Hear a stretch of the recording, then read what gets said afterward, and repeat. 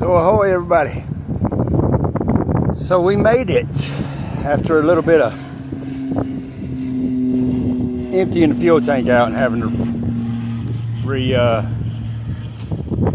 get my fuel system up and go and get all the air out of it. But we didn't make it too much further. So we're at Cocoa Beach. That's Cocoa Beach right there. And there's a little story behind Cocoa Beach and me. And that bridge, you can't read it, but it says Cocoa. So when I first started moving to the East Coast, because I'm from Arkansas, and ended up moving over here to Cocoa Beach.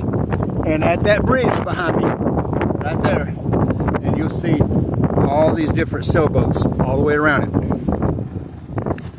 And I used to drive over that bridge, and then I would go over to Merritt Island, and I'd go to the little park, and I'd see all these sailboats and all these yachts and vessels, and they were all on anchor.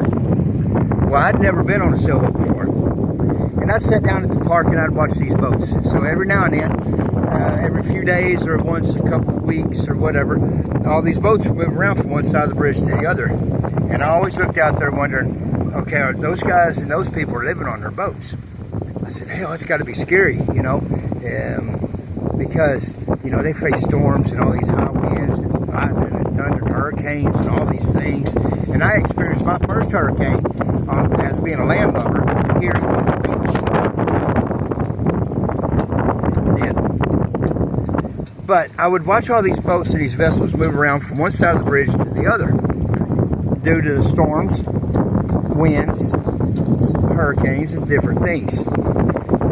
And I was like, man, there's got to be some crazy folks, you know, that's just too extreme for me. But I'd never done it. And now look at me. Full-time liveaboard. 5 years on a 31 Irwin citation. Always on the hook, never at a dock. Riding out hurricane storms. This is the safest boat in the world, sailboat. Now on a 46 Irwin. Now headed to Puerto Rico.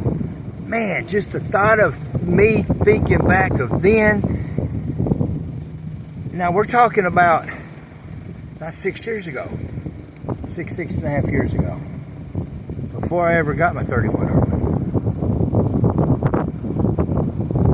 And now I'm anchored out right here at Cocoa Beach, right here by the bridge. I'm in the same anchorage as all them boats that I was watching years ago, asking questions, asking myself and trying to justify how these people do this. And now I'm doing it. Now I can tell you how. Just do it.